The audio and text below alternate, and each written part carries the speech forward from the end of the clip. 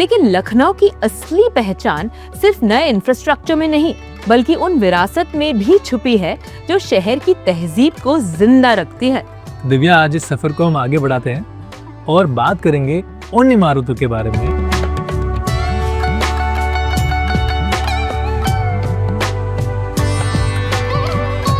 ये दिव्या, सबसे पहले हम शुरू करेंगे बड़ा इमामबाड़ा से, जो है लखनऊ का क्राउन जूल।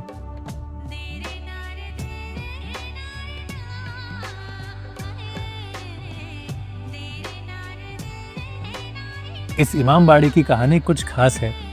जब लखनऊ और उत्तर प्रदेश के कुछ हिस्सों में भूख और सूखे की प्रॉब्लम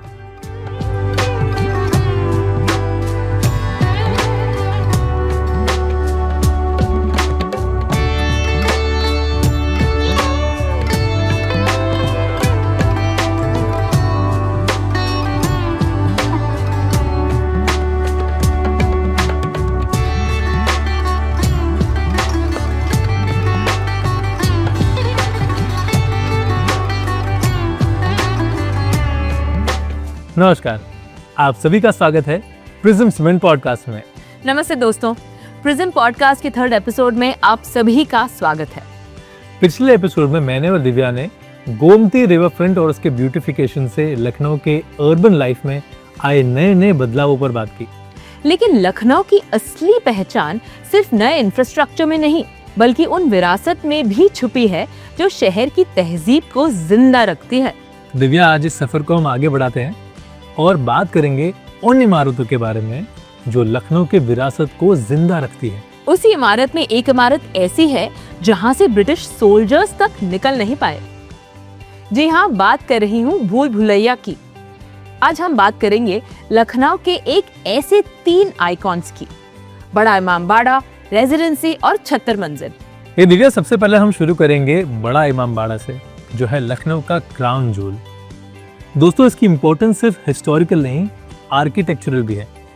दिव्या, 1784 में नवाब असफउद्दौला ने इसे बनवाया था और ये अपने समय का एक इंजीनियरिंग मार्वल माना जाता था। बहुत दूर दूर से लोग इसे देखने आते थे। बिना किसी आयरन के बीम्स के इतनी बड़ी वॉल्टेड स्ट्रक्चर बनाना अपने आप में एक कमाल की बात है। इस इमामबाड़े की कहानी कुछ खास है।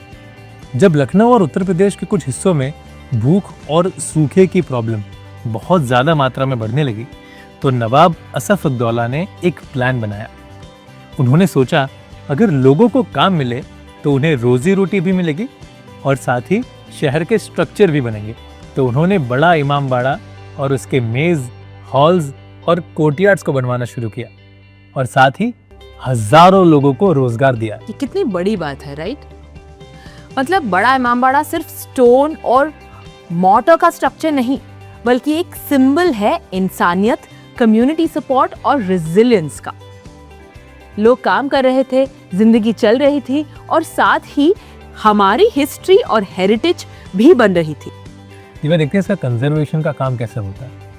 आर्कियोलॉजिकल सर्वे ऑफ इंडिया और स्टेट अथॉरिटीज यहाँ रेगुलर कंजर्वेशन और मेंटेनेंस करते हैं, जिससे मॉन्यूमेंट स्ट्रक्चरली स्टेबल और विजिटर फ्रेंडली रहे। ये एक ऐसा एग्जाम्पल है जिसे हमें समझ में आता है कि हेरिटेज को संभालना भी मॉडर्निटी का एक इम्पोर्टेंट हिस्सा है।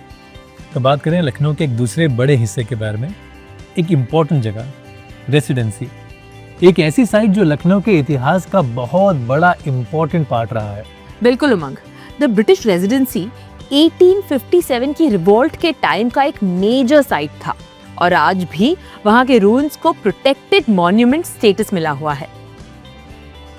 ASI इस एरिया का कंजर्वेशन वर्क हैंडल करती है, जैसे structural reinforcement, signage improvement, pathway maintenance और हिस्टोरिकल रिमेन्स को सेफ रखने का काम। और साथ ही इससे काम होता है टूरिज्म बढ़ने का। ये साइट टूरिस्ट और हिस्ट्री लर्नर्स के लिए एक ओपन एयर म्यूजियम जैसा एक्सपीरियंस देता है। और अब बात करते हैं 76 मंजिल की, जिसे लोग पहले अम्ब्रेला पैलेस भी कहते थे। ये अवध की रॉयल आर्किटेक्चर का एक अनमोल हिस्सा है।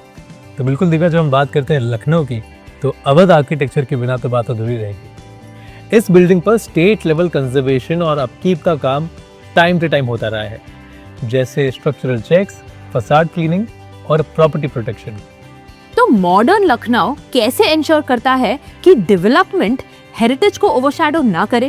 बिल्कुल, पिछले कुछ एपिसोडों में दिव्या हमने इस बारे में बात की कि कैसे मॉडर्न स्ट्रक्चर पुराने हेरिटेज को काउंटर नहीं लेकिन कॉम्प्लीमेंट करना चाहिए।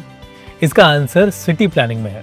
Smart city projects, metro development, river front work, सबके अलावा सिटी अपनी हेरिटेज जोन्स को नो ऑल्टरेशन और कंजर्वेशन सेंसिटिव एरियाज के रूप में ट्रीट करता है। वाओ, ये बहुत ही इंपॉर्टेंट बैलेंस है जो बना के रखता है। जी, जहां नई टेक्नोलॉजी आती है वहां ओल्ड बिल्डिंग्स को डिस्टर्ब ना करने की प्लानिंग भी चलती रहती है। इस अप्रोच से लखनऊ एक ऐसा मॉडल बन रहा है जहां मॉडर्न इंफ्रास्ट्रक्चर और पुरानी विरासत साथ साथ चलते हैं।